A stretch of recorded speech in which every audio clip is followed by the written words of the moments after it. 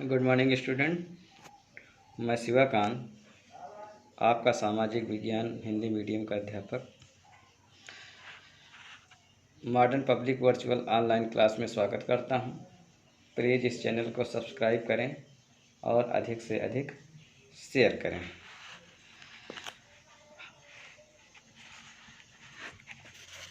आज हम पाठ 2 के अगले पार्ट की तरफ चलेंगे। देखिए क्या लिखा हुआ है यहाँ, अर्थात पृथ्वी पर विभिन्न प्रकार की शैलें का मतलब चट्टानें, जिनमें से कुछ संगमरमर की तरह कठोर होती हैं, जिनका प्रयोग ताजमहल के निर्माण में हुआ है। अगर पूछा जाए सबसे कठोर शैल संगमरमर, और जिसका प्रयोग ताजमहल के निर्माण में हुआ है, और ताजमहल आगरा में है। एवं कुछ सेल खड़ी की तरह मुलायम होती है। अगर पूछा जाए कि सबसे मुलायम धातु कौन है, सबसे मुलायम सेल खड़ी, जिसका प्रयोग टेल्कम पाउडर बनाने में होता है। टेल्कम का मतलब होता है सुगंधित पाउडर बनाने में होता है। एक स्थान से दूसरे स्थान पर मृदा के रंगों में विभिन्नता पाई जाती है, क्योंकि मृदा विभिन्न प्रकार की शैलों से बनी होती है। क्या आपने कभी इन विविधताओं के कारण के बारे में सोचा है? इनसे अधिकतर विशेषताएं शैलों के निर्माण में विभिन्नता के कारण है। पहला, भारत एक विशाल भूभाग है जिसका निर्माण विभिन्न भूगर्भीय कालों के दौरान हुआ है, जिनके उच्चावच को प्रभावित करता है। उच्चावच का मतलब ऊपर नीचे। भूगर्भीय निर्माणों के अतिरिक्त कई अन्य प्रक्रियाओं के द्वारा वर्तमान उच्चावचों का निर्माण तथा संशोधन हुआ है। संशोधन का मतलब घटना बढ़ना।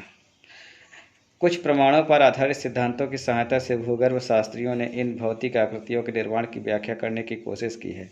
इसी तरह का एक सर्वमान्य सिद्धांत प्लेट विवर्तनीय का सिद्धांत है। ये सिद्धांत के अनुसार पृथ्वी की ऊपरी परपटी 7 बड़ी एवं कुछ छोटी प्लेटों से बनी है।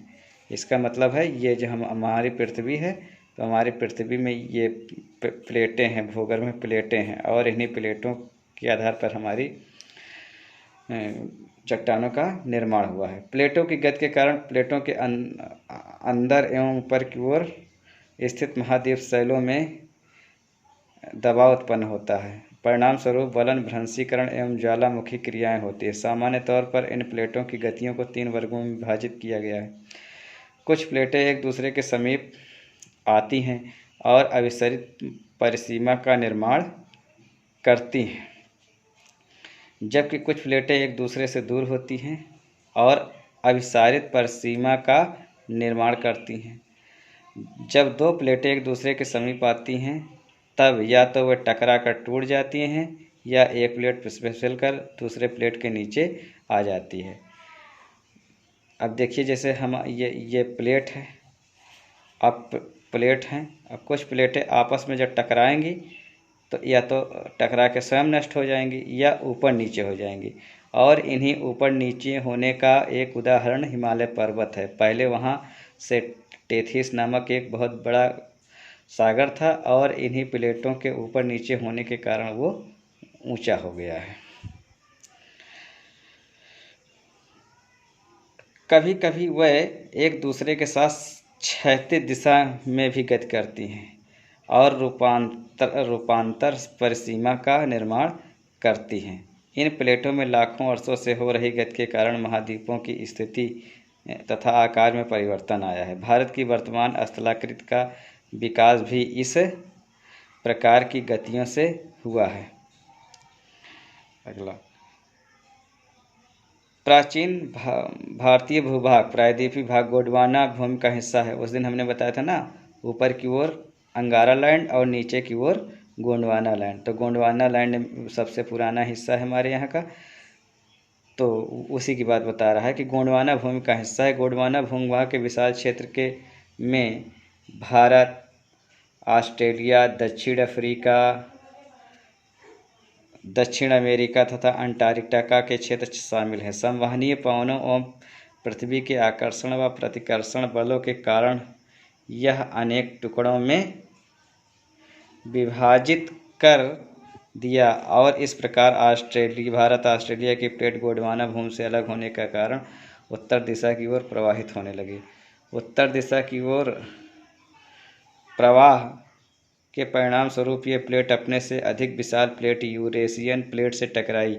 इस टकराव के कारण इन दोनों प्लेटों के बीच स्थित टेथिस, हमने बताया था ना, टेथिस भू अभिनीत के अवसादी चट्टान वलित होकर तथा पश्चिम एशिया की पर्वतीय श्रृंखला के रूप में विकसित हो गया।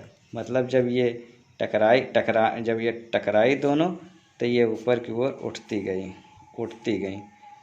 गई और ये जहाँ सागर था और यहाँ प्लेटें टकराते हुए ऊपर की ओर हो गई, इसलिए यहाँ पर एक क्या हो गया, हिमालय का निर्माण हो गया। किसका निर्माण हो गया? हिमालय का निर्माण हो गया। तो अगला आगे की वीडियो में, तब तक के लिए धन्यवाद। Thanks for watching.